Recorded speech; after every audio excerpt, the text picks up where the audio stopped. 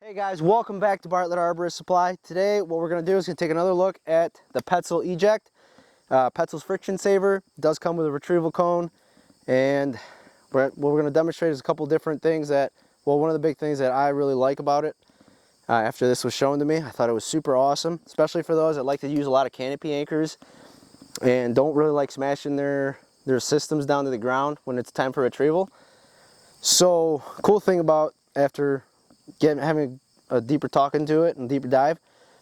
So on a traditional friction saver, you have rings, you have thimbles, you have hardware that goes through the union. But with this guy, you do have just a soft webbing. So there's no real risk of getting rings caught, which I know in my experience, I've had rings and thimbles get caught in tight unions when that's all I had to tie into. So the friction saver, Petzl's, the Eject, pop open, opened out. You could set it up in a M-rig sort of way. Now this would be for like those scraggly, scrawny trees that maybe they've been topped before and you can't just rely on the one. You're trying to spread it out a bit.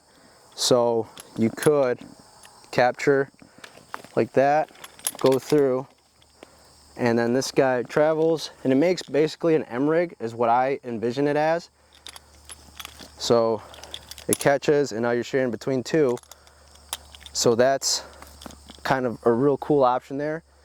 But for this video, we're just gonna do a simple choke onto the limb here, and just real easy way of doing it. So boom, goes through.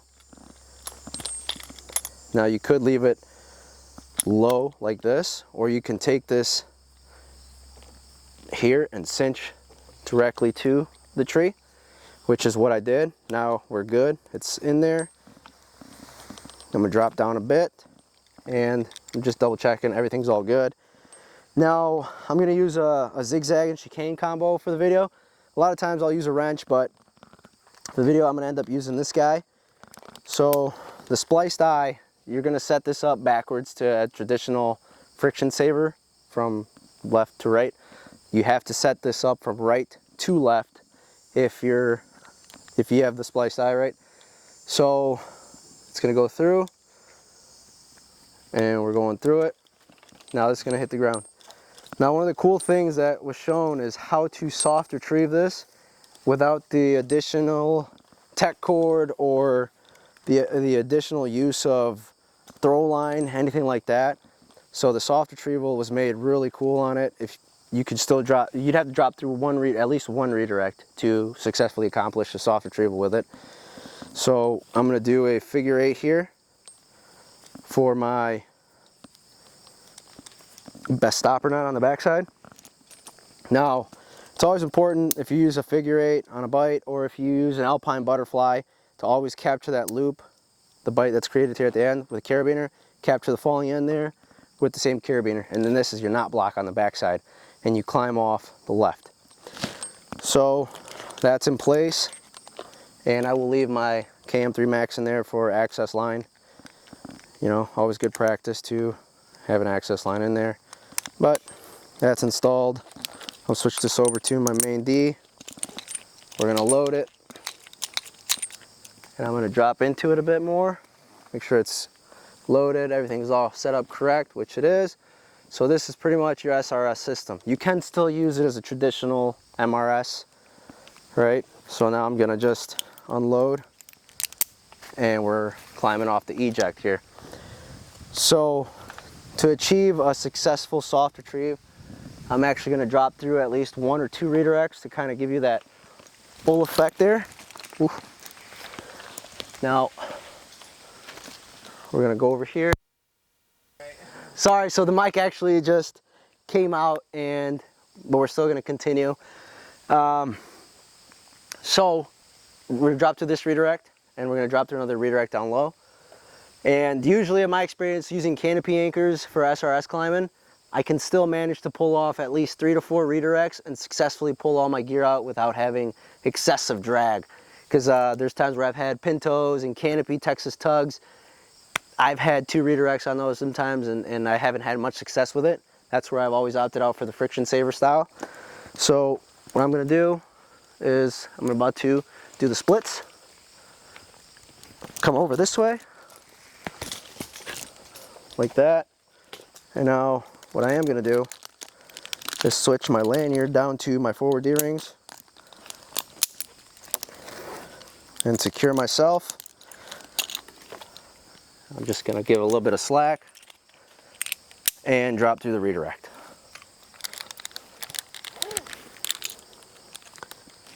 Now, at this point, I'm gonna back slowly ease off of my lanyard to load the system, which is successful. And what I'm gonna do now at this point is try and drop through the second redirect, and then we'll slowly retrieve everything successfully.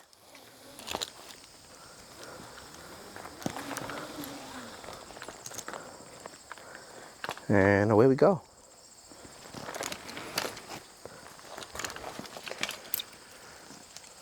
So I'm actually just gonna drop through this way. We're gonna give it the old skidoo.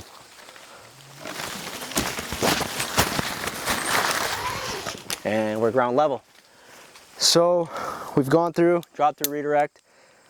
Now, downside to this technique, you would need to have all of your rope on this side, so it works the best if it's that time of the season, especially up in here in Michigan, oak pruning season. Usually climbing some pretty decent spreadly oaks, white oaks. And what I'm going to do is I'm just going to pull my whole rope through this to retrieve the soft retrieve. So this is for the zigzag use. If I was using a Kimbo, or if I was using a rope wrench, obviously it's midline attachable. In order to successfully soft retrieve, I've got to take the zigzag off. That is the one downside, but I don't mind it. You know, most of the time I'm climbing on a wrench, which my zigzag is still fantastic. Really the only time I use it is for MRS climbing, which I actually should be using a shorter rope for this video. So I got my retrieval cone, splice die. Now through the eject, I still have it not blocked. I still have to pull down and bring that down. But to show you what we kind of did was throw line string added to the Petzl Eject cone. So I will actually do, it's going to make one continuous full loop. So there's going to be no real hard slamming of any gear, which I always try and take care of the gear because that's what you're climbing off of. So what I did, I tied a clove hitch onto my splice die end, and the other end I will actually tie onto it as well. But I will pull down a portion of this with the knot block, take the knot block side out, carabiner comes out, and we take our knot off. So now that's the important part there. We take our retrieval cone side, which, like I mentioned, I added some throw line string to the back end. Now you find your tail end of the rope, and what I'm going to do is just tie, you know, whatever works here, I guess. You can do a girth hitch, you can do clove hitch, do a couple half hitches, make it look like a snake, whatever you fancy. So that's just like that. Now I'm just going to continue to pull this 200-foot rope. I need to invest in shorter ropes.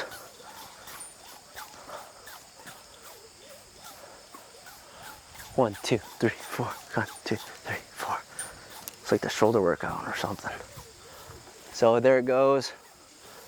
There's that part. And now when we get up top,